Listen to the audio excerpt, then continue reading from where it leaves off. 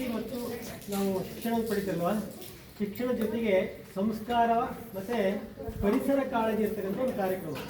ಬೇರೆ ಯಾವ ಕಾರ್ಯಕ್ರಮ ಅಲ್ಲ. ಅರ್ಥ ಆಯ್ತು ಹೇಳಿದ್ದು ಇಟ್ಕೊಳ್ರಿ ಹೇಳಿ. ಪ್ರಶಸ್ತಿ ಹೇಳ್ಕೊಳ್ಳಿ. ಸಂಸ್ಕಾರ ಜೊತೆಗೆ ಪರಿಸರ ಕಾಳಜಿ. ನಿಮಗೆ ಈ ಒಂದು ಕಾರ್ಯಕ್ರಮವನ್ನು ಆಯೋಜಿಸೋಕ್ಕೆ ಕಾರಣಕಾರಿಕಂತ ನಮ್ಮ ಗ್ರಾಮದ ಯುವಕರು ಕಿರಣ್ ಕುಮಾರ್ ಅವರು, ಹಾಗೆ ಇವರು ಪಾಂಡುರಂಗ ಅರಣ್ಯ ಬಾಲ ನೌಕರ ಪ್ರಮುಖರು ಶಿವಮೊಗ್ಗ ಹಾಗೂ ಹಾಸನ ವಿಭಾಗ ವಿಶ್ವಸ್ತರು ವಿಕಾಸ ಟ್ರಸ್ಟ್ ಸರ್. ನಿಮಗೆ ಮೊಟ್ಟ ಮೊದಲದಾಗಿ ಅವರಿಗೆ ಈ ಕಾರ್ಯಕ್ರಮಕ್ಕೆ ನಾನು ಅವರಿಗೆ ಒಂದು ಅಭಿನಂದನೆ ಹೇಳಿ ನಾನು ನಿಮಗೆ ಜೊತೆಗೆ 4 ಮಾತುಗಳನ್ನು ಆಡೋಕ್ಕೆ ಇಷ್ಟಪಡ್ತೀನಿ. ಜೊತೆಗೆ ಇನ್ನೋರ್ವ ಈ ಒಂದು ಕಾರ್ಯಕ್ರಮಕ್ಕೆ ಕಾರಣೀಭೂತರಾಗಿರ್ತಂಥವರು ಮನು ಸರ್ ಅವರು ಕೂಡ ಎಷ್ಟು ಕಾಳಜಿ ಇದೆ ಅಂತಂದರೆ, ನಿಮಗೆ ಹೋಗಿ ಏನೋ ಫಾರೆಸ್ಟ್ ಇಲಾಖೆಗೆ ಹೋಗಿಬಿಟ್ಟು ಗಿಡ ತಂದುಬಿಟ್ಟು ನಿಮಗೆ ಇವತ್ತು ಆ ಗಿಡವನ್ನು ವಿತರಣೆ ಮಾಡ್ತಾರೆ. ಜೊತೆಗೆ ಇನ್ನೋರ್ವ ನಮ್ಮ ಮಿತ್ರರು ಯಶವಂತ ಅವರು ಕೂಡ ಇಲ್ಲೇ ನಮ್ಮ ಹಸುಡಿಯವರು. ಮಕ್ಕಳೇ, ಈ ಕಾರ್ಯಕ್ರಮದ ಸಂಪೂರ್ಣ ಸಾಂಕೇತಿಕ ಹೇಳ್ಬಿಡ್ತೀನಿ. ನಾನು ಆಗಲೇ ಹೇಳಿದೆ, ನಿಮಗೆ ಸುಮ್ಮನೆ ಒಂದು ಗಿಡ ಅಲ್ಲೆಲ್ಲ ಬೀದಿ ಇಟ್ಕೊಂಡು ಒಂದು ಗಿಡ ನಡಿ ಅಂತ ಹೇಳಿಬಿಟ್ಟಿದ್ರೆ ಯಾರು ನಡ್ತಿರಲಿಲ್ಲ. ಯಾಕೆ? ಹಸಿರೇ ಉಸಿರು. ಪ್ರತಿಯೊಂದು ಜೀವಿ ಉಳಿಬೇಕು ಅಂತಂದರೆ, ನಾವು ಬದುಕಬೇಕು ಅಂತಂದರೆ ನಮಗೇನು ಬೇಕು? ಗಾಳಿ ಬೇಕು. ಹೋಗ್ತದೆ. ಗಾಳಿ ಕೊಡ್ತಕ್ಕಂಥವ್ರು ಯಾರು? ಗಿಡ ಮರಗಳು. ಆ ಗಿಡ ಮರಗಳನ್ನು ಬೆಳೆಸಿದರೆ ಗಿಡ ಮರಗಳು ನಮ್ಮನ್ನು ಬೆಳೆಸ್ತವೆ, ನಾವು ಬೆಳೆಯಲ್ಲ. ಪ್ರತಿಯೊಂದು ಜೀವಿ ಈ ಪ್ರಕೃತಿಯಲ್ಲಿ ಉಳಿಬೇಕು, ಬೆಳೆಯಬೇಕು ಅಂತಂದರೆ ಗಿಡಗಳು ಬೆಳಿಬೇಕು. ಆ ಗಿಡಗಳು ಬೆಳಿಬೇಕು ಅಂತಂದರೆ ನಾವು ಸಂಸ್ಕಾರಯುತ ಪ್ರಜೆಗಳಾಗಿ ಬದುಕಬೇಕು ಸರ್. ಆ ಸಂಸ್ಕಾರಯುತ ಪ್ರಜೆಗಳಾಗಿ ನಾವು ಬದುಕಬೇಕು. ಆ ಸಂಸ್ಕಾರವನ್ನು ಯಾರಿಗೆ ಹೇಳ್ಬೇಕು ಅಂತಂದರೆ, ಅಲ್ಲೆಲ್ಲ ಗದ್ದೆ ಕೆಲಸ ಮಾಡೋದ್ರೆ ನಮಗೆ ಬದುಕಿಲ್ಲಪ್ಪ, ಪುರುಷತ್ತಿಲ್ಲ, ನಾವು ರೈತರು, ನಾವು ದುಡಿಮೆ ಮಾಡ್ತೀವಿ, ನಾವು ವ್ಯವಹಾರ ಮಾಡ್ತೀವಿ, ನಮಗೆ ಪುರುಷತ್ತಿಲ್ಲ ಅಂತಾರೆ. ಮಕ್ಕಳಲ್ಲಿ ಆ ಕಲ್ಪನೆಯನ್ನು ಮೂಡಿಸಿದರೆ,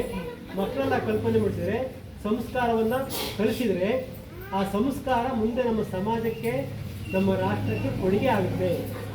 ಹಾಗಾಗಿ ಇವತ್ತು ಸರ್ಕಾರ ಕೂಡ ಇಂಥ ಉಪಯುಕ್ತವಾದ ಕಾರ್ಯಕ್ರಮಗಳನ್ನು ಮಾಡೋಕ್ಕೆ ಅವರಿಗೆ ಕೂಡ ನಾವು ಹೇಳಿದೆವು. ನಮ್ಮ DO ಸಾಹೇಬರು ಭೇಟಿಯಾಗಿದ್ದೆವು.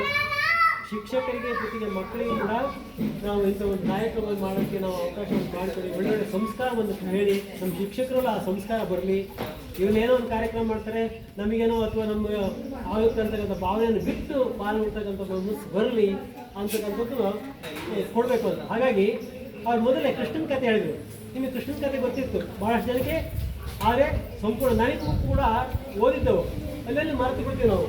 ಸರು ಬಹಳ ಅಚ್ಚುಕಟ್ಟಾಗಿ ಆ ಕಥೆಯನ್ನು ಹೇಳಿದರು. ಯಾಕೆಂತಂದರೆ ಇಲ್ಲಿ ನೋಡಿ, ಆ ಕಥೆಯಲ್ಲಿ ಮುಖ್ಯವಾಗಿರ್ತಕ್ಕಂಥದ್ದು ನಮ್ಮ ಭಾವನೆಗಳು ನೋಡಿ, ನಮ್ಮ ಭಾವನೆಗಳು ನಮ್ಮ ಮನುಷ್ಯನ ವ್ಯಕ್ತಿತ್ವದಲ್ಲಿ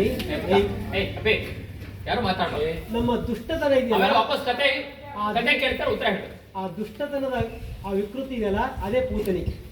ಆ ಪೂತನಿಯ ಸ್ವರೂಪ ಇದೆಯಲ್ಲ ನಮ್ಮ ಮನಸ್ಸಿನ ದುಷ್ಟತನ. ನಮ್ಮ ಒಳ್ಳೆಯತನ ಏನಿದಾವೆ ಅದು ಶ್ರೀಕೃಷ್ಣನ ಒಂದು ರೂಪ. ಇವೆಲ್ಲ ಯಾಕೆ ಈ ಕಥೆಗಳನ್ನ ಹೇಳ್ತೀವಿ ಅಂತಂದರೆ, ಇವತ್ತು ನೋಡಿ, ನೀವು IAS IPS ಎಕ್ಸಾಮಿಗೆ ಹೋದರೂ ಕೂಡ, IAS IPS ಎಕ್ಸಾಮಿಗೆ ಹೋಗ್ತಾರಲ್ಲ, ಬರೇ ನಾವು ಕೇಳೋದು ವಿಜ್ಞಾನ ತಂತ್ರಜ್ಞಾನದೇ ಕೇಳಲ್ಲ. ನಮ್ಮ ಭಾರತದ ಸಂಸ್ಕೃತಿ ನೋಡಿ, ರಾಮಾಯಣ, ಮಹಾಭಾರತ, ಭಗವದ್ಗೀತೆಗಳಿರ್ತಕ್ಕಂಥ ಸಂಸ್ಕೃತಿಗಳ ಪ್ರಶ್ನೆಗಳು ಇರ್ತಾವಲ್ಲಿ. ನಾನು ಬರೆದಿರ್ತಕ್ಕಂಥ ನಮ್ಮ ವಿದ್ಯಾರ್ಥಿಗಳ ಭಾವನೆಗಳನ್ನು ಕೇಳೀನಿ. ಅಲ್ಲಿ ಹೋದಾಗ ಕೇಳಿದೆ, ನಮ್ಮ ದೇಶದ ಕವಿಗಳು, ಮಹಾನ್ ವಿದ್ವಾಂಸರ ಜೊತೆಗೆ ನಮ್ಮ ದೇಶಕ್ಕೆ ಕೊಡುಗೆಯನ್ನು ಕೊಟ್ಟಿರ್ತಕ್ಕಂಥ ಮಹಾಭಾರತ, ರಾಮಾಯಣದ ಕಥೆಗಳಿಗೆ ಸಂಬಂಧಿಸಿರ್ತಕ್ಕಂಥ ಸಂಸ್ಕಾರಯುತವಂಥ ಪ್ರಶ್ನೆಗಳು ಇರ್ತವೆ. ಹಾಗಾಗಿ ಈ ಸಂಸ್ಕಾರವನ್ನು ಕೊಡೋದ್ರ ಜೊತೆಗೆ ನಿಮಗೆ ಸರು ಅಷ್ಟು ಸಂಸ್ಕಾರಯುತವಾಗಿರ್ತಕ್ಕಂಥ ಬೋಧನೆಯನ್ನು ಮಾಡಿ ನಿಮಗೆ ಕಥೆಯನ್ನು ಹೇಳಿ, ಶ್ರೀಕೃಷ್ಣನ ಕಥೆಯನ್ನು ಹೇಳಿ, ನೆಕ್ಸ್ಟು ಒಂದು ಗಿಡ, ಅದು ಒಂದು ಗಿಡ ಒಂದು ರಕ್ಷೆ, ಒಂದು ಗಿಡ ಒಂದು ರಕ್ಷೆ. ನೋಡಿ, ಅಣ್ಣ ತಂಗಿಯನ್ನು ಸಂರಕ್ಷಣೆ ಮಾಡೋದು, ತಂಗಿ ಅಣ್ಣನನ್ನ ಸಂರಕ್ಷಣೆ ಮಾಡೋದು, ಪ್ರೀತಿ ವಿಶ್ವಾಸವನ್ನು ಬೆಳೆಸ್ತಕ್ಕಂಥದ್ದು. ನೋಡಿ, ಬಾಂಧವ್ಯ. ಈ ಒಂದು ವಿದ್ಯಾರ್ಥಿಗಳಿಗೆ ಬೆಳಿತೀವಿ ನಾವು ಪ್ರತಿನಿತ್ಯ ನಾವು ನೋಡ್ತೀವಿ. ನಾವು ನೋಡಿದಾಗ ದೇಶಗಳಲ್ಲಿ ಬೇರೆ ಬೇರೆ ಬೇರೆ ಬೇರೆ ಕಡೆಗಳಲ್ಲಿ ನಮ್ಮ ಸಮಾಜ ಘಾತಕರು ಬೇರೆ ಬೇರೆ ಕೆಲಸಗಳನ್ನು ಮಾಡ್ತಾರೆ. ನೋಡಿ, ಇಲ್ಲೊಂದು ಸಂಸ್ಕಾರ ಇದೆ, ಇಲ್ಲೊಂದು ಸಂಸ್ಕಾರ ಪಾಠ ಇರ್ತೀನಿ. ಈ ಚಿಕ್ಕ ಮಗ ವಯಸ್ಸಿನಿಂದಲೇ ಮಕ್ಕಳಲ್ಲಿ ಅಣ್ಣ ತಂಗಿ ಸಹೋದರ ಸಹೋದರಿ ಅಂತಕ್ಕಂಥ ಭಾವನೆ ಉದ್ಭವ ಆದರೆ ಆ ಸಮಾಜಘಾತಕ ಕೃತ್ಯಗಳು ನಡೆಯೋದೇ ಇಲ್ಲ. ಏನು ಸರ್? ಖಂಡಿತ ನಡೆಯಲ್ಲ. ಆ ಒಂದು ಸಂಸ್ಕಾರಯುತವಾಗಿರ್ತಕ್ಕಂಥ ಒಂದು ಕಾರ್ಯಕ್ರಮ ಇದು, ಬೇರೆ ಯಾವ ಕಾರ್ಯಕ್ರಮ ಅಲ್ಲ. ಆ ಸಂಸ್ಕಾರಯುತವಾದ ಕಾರ್ಯಕ್ರಮ ಇದು ಬಹಳ ಚೆನ್ನಾಗಿತ್ತು. ನೀವು ಕೂಡ ಈ ಒಂದು ಕಾರ್ಯಕ್ರಮವನ್ನು ನೋಡಿ ಆ ಸಂಸ್ಕಾರವನ್ನು ಪಾಠ ಕಲಿತು ಮುಂದೆ ನೀವು ವಿದ್ಯಾವಂತರಾಗ್ತಿರೋ ಸಂದರ್ಭದಲ್ಲಿ ಯಾರನ್ನು ನಮ್ಮ ಸಮಾಜದ ವ್ಯಕ್ತಿಗಳು ನಮಗೆ ದೊಡ್ಡವರಿದ್ರೆ ಸಹೋದರ ಸಹೋದರಿ ಅಂತಕ್ಕಂಥ ಭಾವನೆ ಬೆಳೆದ್ರೆ ನಮ್ಮ ಭಾವನೆಗಳು ನಿರ್ಮಾಣ ಆಗಿ ನಾವು ಸಂಸ್ಕಾರಯುತ ಪ್ರಜೆಯಾಗಿ ರಾಷ್ಟ್ರವನ್ನು ಕಟ್ಟೋಕ್ಕೆ ಒಂದು ಆರೋಗ್ಯವಾಗಿರ್ತಕ್ಕಂಥ ಸಮಾಜ ನಮ್ಮಲ್ಲಿ ನಿರ್ಮಾಣ ಆಗುತ್ತೆ ಅಂತಂದರೆ ಒಂದು ಸುಂದರವಾದ ಕಾರ್ಯಕ್ರಮ ಅಂತ ನಾವು ಕಾಯ್ತೀವಿ. ಹಾಗಾಗಿ ಮನು ಸರ್ ಅವರು ಒಂದು ಈ ಗಿಡವನ್ನು ಕೊಡ್ತಕ್ಕಂಥ ಕಾರ್ಯಕ್ರಮವನ್ನು ಹಮ್ಮಿಕೊಂಡಿದ್ದಾರೆ. ಇವತ್ತು ನೋಡಿ, ನಮ್ಮ ಸರ್ಕಾರಗಳು ಜೂನ್ 5ರಂದು ಪರಿಸರ ದಿನಾಚರಣೆ ಆಚರಿಸ್ತಾರೆ. ನಮಗೆ ಯಾರು ಕೂಡ ನಮ್ಮ ಶಾಲೆಯಲ್ಲಿ ಗಿಡ ಕೊಡಲಿಲ್ಲ. ಆದರೆ ವಿಕಾಸ ಟ್ರಸ್ಟಿಯವರು ಅವರ ಒಂದು ಇದರಿಂದ ನಮ್ಮ ಮನೆ ಬಾಗಿಲು ಮಕ್ಕಳನ್ನು ಗಿಡನಟ್ಟು ಬೆಳೆಸಿ ಆ ಗಿಡನಟ್ಟು ಬೆಳೆಸಿ ಪರಿಸರ ಕಾಳಜಿಯನ್ನು ಮೆರೀರಿ ನಮ್ಮ ಸಮಾಜಕ್ಕೆ, ನಮ್ಮ ಗ್ರಾಮಕ್ಕೆ ಇವತ್ತು ಅರಣ್ಯ ನಾಶ ಆಗ್ತದೆ. ನಾವು ನಮ್ಮ ಮನೆ ಮುಂಭಾಗದಲ್ಲಿ, ನಮ್ಮ ಹೊಲಗದ್ದೆಗಳ ಮುಂಭಾಗದಲ್ಲಿ ಒಂದು ಗಿಡ ನೆಟ್ಟು ಬೆಳೆಸಿದರೆ ಆ ಗಿಡ ಮುಂದೆ ನಮ್ಮ ಮನುಷ್ಯರ ಉಳಿವಿಗೆ ಕಾರಣೀಭೂತ ಆಗ್ತದೆ ಅಂತಕ್ಕಂಥ ಒಂದು ಸಂದೇಶವನ್ನು ಕೊಡಲಿಕ್ಕೆ ಸುಂದರವಾದ ಕಾರ್ಯಕ್ರಮ ಮಾಡಿಕೊಟ್ಟಿದ್ದಾರೆ. ಹಾಗಾಗಿ ಇವತ್ತಿನ ಈ ಒಂದು ಕಾರ್ಯಕ್ರಮ ಆಯೋಜಿಸಿದಂಥ ನಮ್ಮ ಕಿರಣವರಿಗೆ, ನಮ್ಮ ಸ್ನೇಹಿತ ಕಿರಣವರಿಗೂ ಈ ಕಾರ್ಯಕ್ರಮ ಸುಂದರವಾಗಿ ಆಯೋಜನೆ ಮಾಡಿಕೊಟ್ಟಿರ್ತಕ್ಕಂಥ ಪಾಂಡುರಂಗ ಕಾರಂಡೇಶ್ ಅವರಿಗೂ ಹಾಗೂ ಮನು ಸರ್ ಅವರಿಗೂ ಹಾಗೂ ಯಶವಂತ್ ಸರ್ ಅವರಿಗೂ ಮತ್ತು ಈ ಕಾರ್ಯಕ್ರಮ ಪಾಲ್ಗೊಂಡಿರ್ತಕ್ಕಂಥ ನಮ್ಮ ಗ್ರಾಮದ ಒಂದು ಶಿಕ್ಷಕರಿಗೆ ಅವಕಾಶ ನಿಮ್ಮೆಲ್ಲರಿಗೂ ಅಭಿನಂದನೆ ಮಾಡ್ತಿದ್ದೆ. ಜೊತೆಗೆ ನೀವೆಲ್ಲರೂ ಕೂಡ ಈ ಗಿಡವನ್ನು ನೆಟ್ಟು ಪೋಷಿಸಿ ಈ ಶಾಲೆಯ ಮುಖ್ಯೋಪಾಧ್ಯಾಯರು ತಿಳಿಸಿ ಮುಂದೆ ಆ ಎಲ್ಲ ಬಹುಮಾನ ಪಡೆಯತಕ್ಕ ಕೆಲಸವನ್ನು ನೀವು ಮಾಡಿ ಅಂತ ಹೇಳಿ ಎಲ್ಲರೂ ಒಂದು ಆಂಬಿಕೆ ಮಾತು ಜಯ.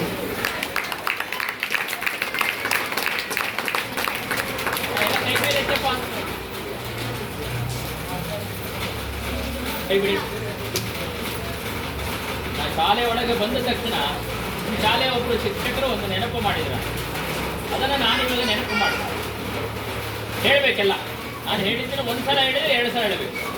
ವೃಕ್ಷಕ್ಕಲ್ಲ ವೃಕ್ಷದ ಫಲವು,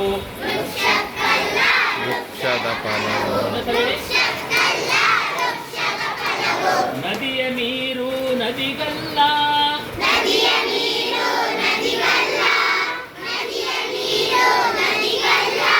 ಸಂತನ ಬದುಕು ಸಂತನಿಗಲ್ಲ,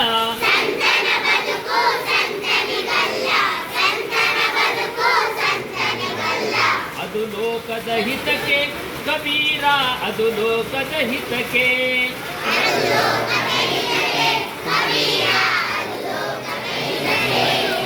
ಅದು ಲೋಕದ ಹಿತಕ್ಕೆ. ನಮಗೆ ಇವಾಗೆಲ್ಲ ಗಿಡ ಕೊಡ್ತಾರೆ, ನಾವೆಲ್ಲ ಗಿಡ ನೆಡ್ತೀವಿ. ಗಿಡ ನೆಟ್ಟ ಮೇಲೆ ಅದು ದೊಡ್ಡದಾಗುತ್ತೆ, ಹೂ ಕೊಡುತ್ತೆ, ಎಲೆ ಕೊಡುತ್ತೆ, ಹಣ್ಣು ಕೊಡುತ್ತದೆ, ಕಾಯಿ ಕೊಡ್ತದೆ. ಇದು ನಂದು, ನಾನು ಯಾರಿಗೂ ಕೊಡಲ್ಲ ಅಂತ ಹೇಳುತ್ತಾ ಗಿಡ. ಅದು ವೃಕ್ಷದ ಗುಣ. ಅದೇ ಥರದಲ್ಲಿ ತುಂಗಾ ಮತ್ತು ಭದ್ರಾ ನದಿಗಳು ಚಿಕ್ಕಮಗಳೂರಲ್ಲಿ ಹುಟ್ಟೋದು. ನಾನು ಯಾಕೆ ಶಿವಮೊಗ್ಗಕ್ಕೆ ಹೋಗಲಿ, ನಂದು ಇಷ್ಟೇ ಜಾಗ ಅಂತ ನಿಂತ್ಕೊಳ್ತಾ ಅದು ಮುಂದೆ ಹರ್ಕೊಂಡು ಹೋಗುತ್ತೆ. ಅದೇ ಥರದಲ್ಲಿ ಸಂತರು ಅಂದರೆ ಋಷಿ ಮುನಿಗಳು, ಸನ್ಯಾಸಿಗಳು, ಮಠಾಧೀಶರು ಅವರೆಲ್ಲ ಯಾರಿಗೋಸ್ಕರ ಬದುಕೋದು? ಸಮಾಜಕ್ಕೋಸ್ಕರ ಬದುಕೋದು. ಅದೇ ಥರದಲ್ಲಿ ನಾವು ಕೂಡ ಏನು ಮಾಡಬೇಕು? ಸಮಾಜ ದೇಶಕ್ಕೋಸ್ಕರ ಬದುಕೋವರೇ ನಿಜವಾದ ಬದುಕು. ಈಗ ಹಸು ಇದೆಯಪ್ಪ, ಅದು ಹಾಲು ಕೊಡುತ್ತೆ, ತನಗೆ ಮಾತ್ರ ಕೊಡುತ್ತಾ? ತನ್ನ ಕರು ಮಾತ್ರ ಕೊಡುತ್ತಾ? ಬೇರೆಯವ್ರಿಗೂ ಕೊಡುತ್ತೆ. ಅದೇ ಥರದಲ್ಲಿ ನದಿ ನೀರು ಅದು ಎಲ್ಲರಿಗೂ ಕೊಡುತ್ತದೆ ಅಲ್ವಾ? ಅದೇ ಥರ ನಾವು ಕೂಡ ಇನ್ನೊಬ್ಬರ ಒಳಿತಿಗಾಗಿ ಬದುಕು ಮಾಡಬೇಕು. ಆವಾಗ ನಮ್ಮ ನಿಜವಾದ ಬದುಕಾಗುತ್ತೆ. ಆಗಬೇಕೋ ಬೇಡವೋ? ಈ ಕಾರ್ಯಕ್ರಮ ಯಶಸ್ವಿ ಆಗಲಿಕ್ಕೆ ಈ ಶಾಲೆಯ ಎಲ್ಲ ಶಿಕ್ಷಕ ವೃಂದ, ಪೋಷಕರು, SDMC ಪದಾಧಿಕಾರಿಗಳು, ಶಾಲೆಯ ಮುಖ್ಯೋಪಾಧ್ಯಾಯರು, ಸಹಕಾರ ಕೊಟ್ಟಂಥ ಯಶವಂತು ಮತ್ತು ಚನ್ನಬಸಪ್ಪ, ಕಿರಣ್ ಮತ್ತು ಎಲ್ಲ ಭಾಗವಹಿಸಿದ ಎಲ್ಲ ಮಕ್ಕಳು, ವೇಷಧಾರಿ ಮಕ್ಕಳು ಮತ್ತು ಉಳಿದ ಮಕ್ಕಳು ಎಲ್ಲರಿಗೂ ಕೂಡ ಬಾಲಗೋಕುಲ ಮತ್ತು ವಿಕಾಸ ಟ್ರಸ್ಟ್ ಪರವಾಗಿ ಅನಂತ ವಂದನೆಗಳು. ಇದ್ದೀನಿ.